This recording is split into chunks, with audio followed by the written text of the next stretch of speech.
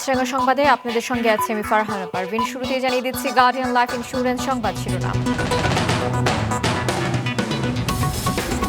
সংবিধান সংশোধন সহ 3 বিষয় ঐকমত্য কমিশনের সঙ্গে দলগুলোর বৈঠক চলছে। কমিশন ব্যর্থ হলে ব্যর্থ হবে সবাই, সতর্ক করলেন ডক্টর আলী রিয়াজ।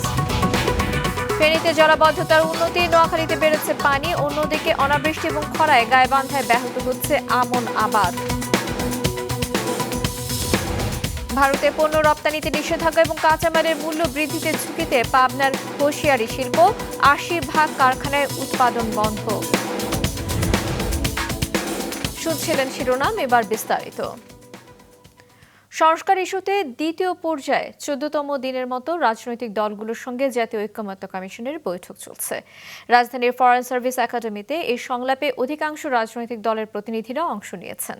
আজকের আলোচ্যসূচি দ্বিকক্ষ বিশিষ্ট আইনসভা, সংসদে নারী আসন এবং সংবিধান সংশোধন। বৈঠকের প্রারম্ভিক বক্তব্যে কমিশনের সহসভাপতি ডক্টর আলী রিয়াজ বলেন, সময় অনুযায়ী প্রত্যাশিত অগ্রগতি হচ্ছে না। অনিষ্পন্ন বিষয়ে দ্রুত সিদ্ধান্ত নিয়ে সকলে মিলে জাতীয় সনদ তৈরির জায়গায় যেতে হবে। আগামী কয়েকদিনের আলোচনায় সিদ্ধান্ত নিয়ে কাঠামোগত বিষয়ে একমত হতে হবে। কমিশন আলাদা কোনো সত্তা নয়। কমিশন ব্যর্থ হলে সকলে ব্যর্থ হবে, আমাদের ব্যর্থ হওয়ার সুযোগ নেই।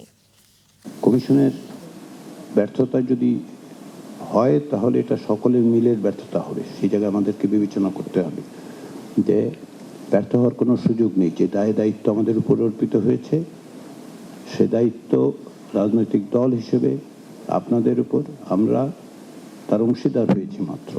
কমিশন আপনাদের প্রচেষ্টার অংশীদার হয়েছে। কমিশনের আলাদা করে একটা সত্তা হিসেবে যুক্ত হয়েছে এই আলোচনায় তা নয়। দেশের সরকারি প্রাথমিক বিদ্যালয়গুলোতে প্রধান শিক্ষকের শূন্য পদে দ্রুততম সময়ের মধ্যে নিয়োগের নির্দেশ দিয়েছেন প্রধান উপদেষ্টা প্রফেসর মোহাম্মদ ইউনূস। গতকাল সোমবার বিকেলে রাষ্ট্রীয় অতিথি ভবন যমুনায় এক বৈঠকে নির্দেশ দেন তিনি। প্রধান উপদেষ্টার সরকারি প্রাথমিক বিদ্যালয়ের শিক্ষার মান সম্পর্কে জানতে চাইলে উপদেষ্টা বিধান রঞ্জন রায় বলেন, প্রাথমিক শিক্ষার ক্ষেত্রে অবকাঠামো উন্নয়নের জন্য অনেক অর্থ ব্যয় হলেও শিক্ষার মান বাড়েনি। জানান, দেশের ৩২,০০০ প্রাথমিক বিদ্যালয়ের প্রধান শিক্ষক পদ বর্তমানে শূন্য রয়েছে। এ সময় প্রধান উপদেষ্টা বলেন, স্কুলগুলোতে প্রধান শিক্ষক নিয়োগের ক্ষেত্রে কিভাবে যোগ্যদের নিয়ে আসা যায় সে বিষয়টিকে প্রাধান্য দিতে হবে। দক্ষিণ এশিয়ায় বিশ্ব ব্যাংকের নবনিযুক্ত ভাইস প্রেসিডেন্ট জোহানেস জুট বাংলাদেশের অন্তর্ভুক্তিমূলক প্রবৃদ্ধির প্রতি সমর্থন জানিয়ে অর্থনৈতিক খাতে অন্তর্বর্তীকালীন সরকারের সংস্কার এজেন্ডার জন্য প্রধান উপদেষ্টা অধ্যাপক ডক্টর মোহাম্মদ ইউনূসের প্রশংসা করেছেন। গতরাতে রাষ্ট্রীয় অতিথি ভবন যমুনায় প্রধান উপদেষ্টার সঙ্গে সাক্ষাৎ করেন জোহানেস জুট। এ সময় প্রধান উপদেষ্টা বলেন, বাংলাদেশকে শুধু একটি ভৌগোলিক সীমানা হিসেবে দেখলে চলবে না, আমাদের অর্থনীতি তার চেয়ে অনেক বড়। তিনি আরও বলেন, বাংলাদেশ যদি উন্নত হয় তাহলে গোটা দক্ষিণ এশিয়া উপকৃত হবে।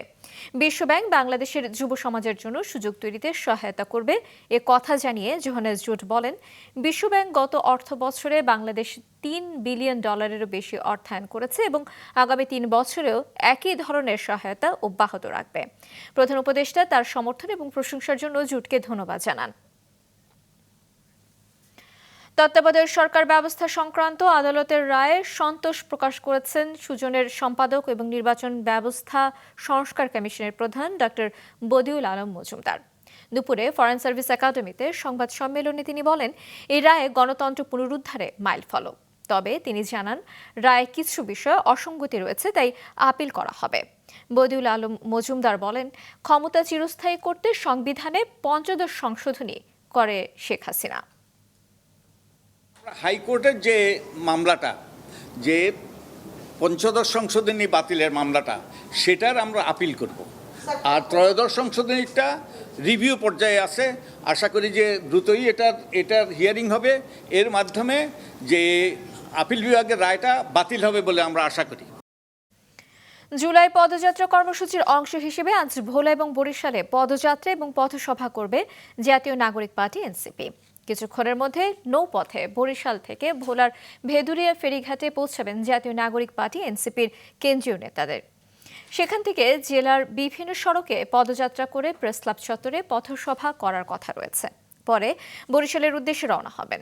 কর্মসূচিতে অংশ নিচ্ছেন এনসিপির আহ্বায়ক নাহিদ ইসলাম, দলের দক্ষিণাঞ্চলের মুখ্য সংগঠক হাসনাত আব্দুল্লাহ, উত্তর অঞ্চলের মুখ্য সমন্বয়ক সার্জিউস আলম, জ্যেষ্ঠ যুগ্ম আহ্বায়ক সামান্তা শারমিন, যুগ্ম আহ্বায়ক মুজাহিদুল ইসলাম শাহিন, ডক্টর তাসনিম জারা, ডক্টর মাহমুদা মিতু, মশিউর রহমান সহ অন্যান্য নেতারা।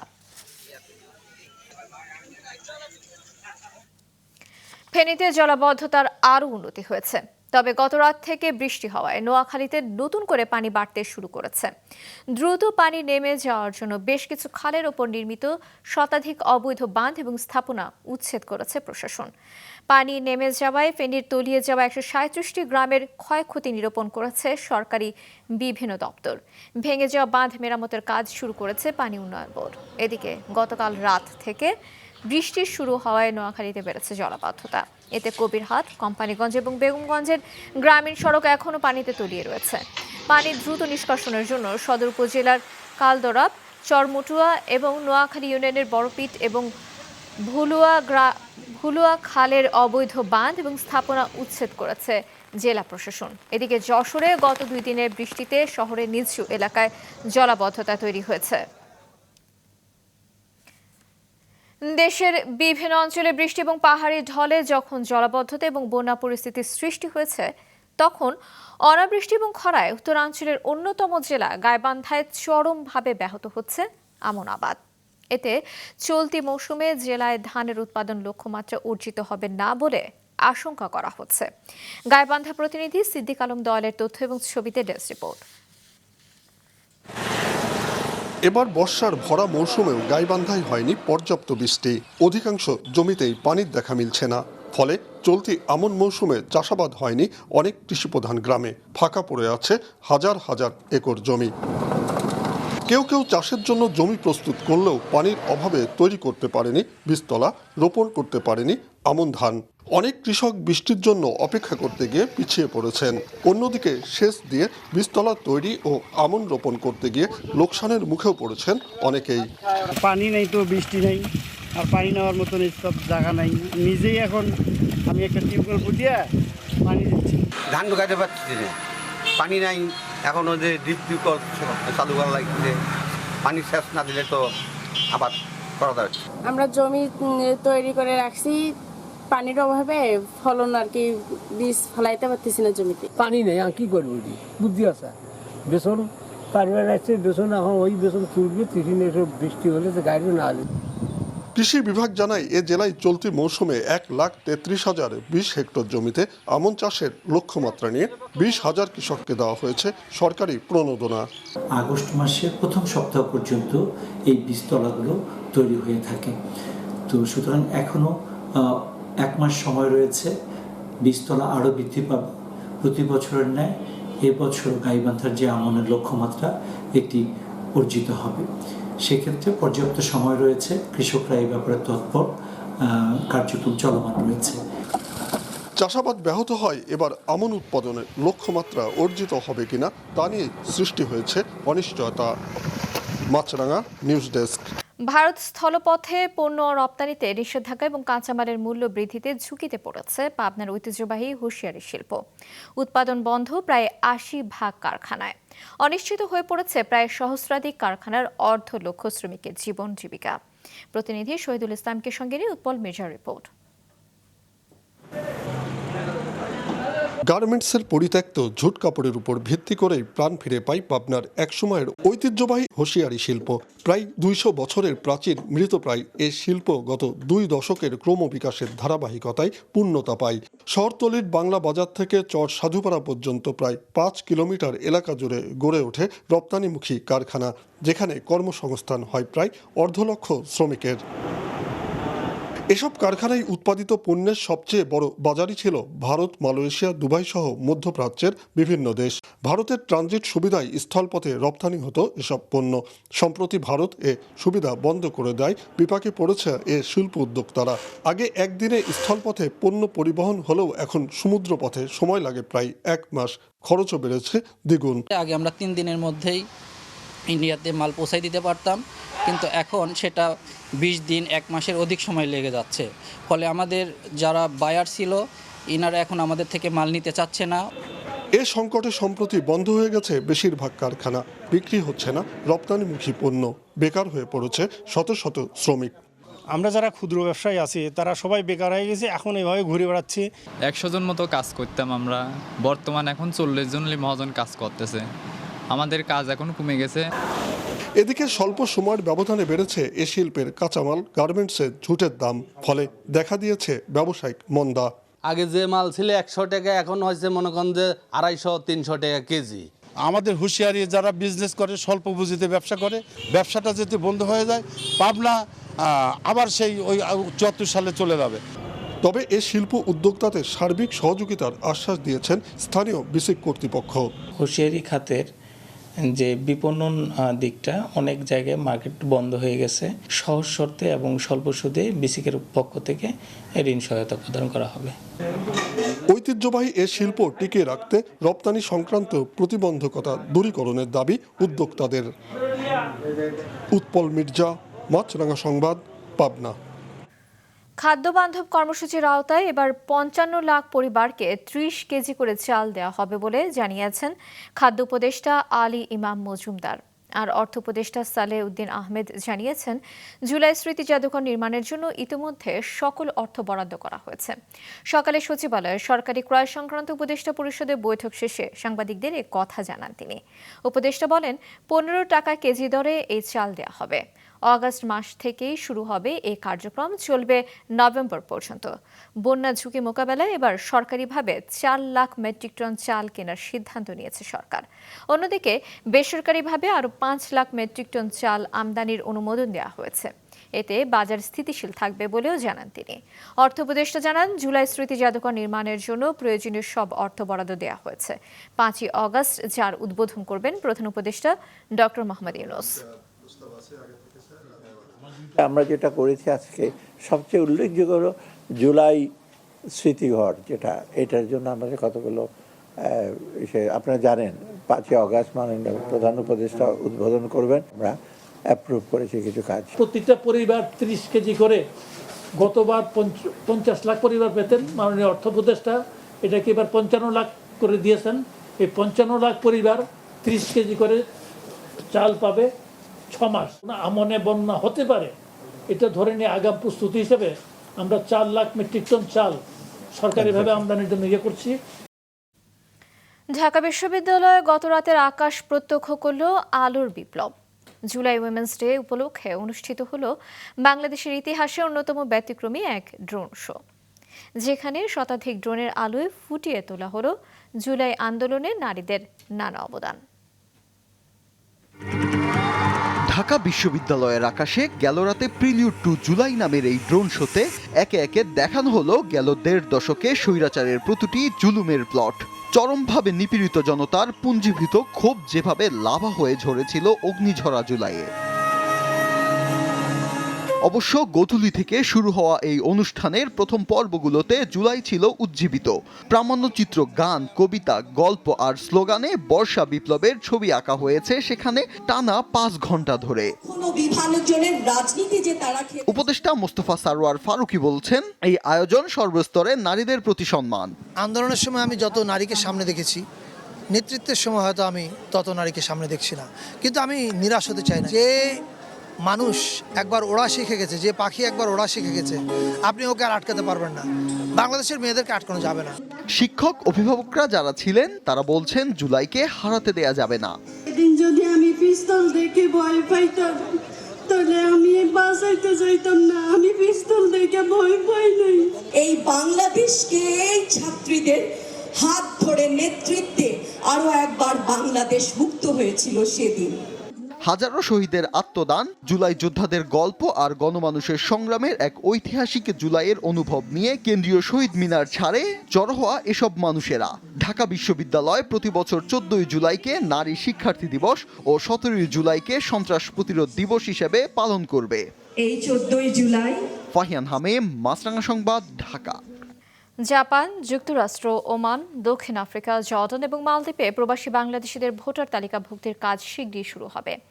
এর মধ্যে বিভিন্ন দেশের 17,000-এরও বেশি প্রবাসী বাংলাদেশে ভোটার তালিকাভুক্ত হয়েছে বলে জানান জাতীয় পরিচয় নিবন্ধন অনুবিভাগের মহাপরিচালক।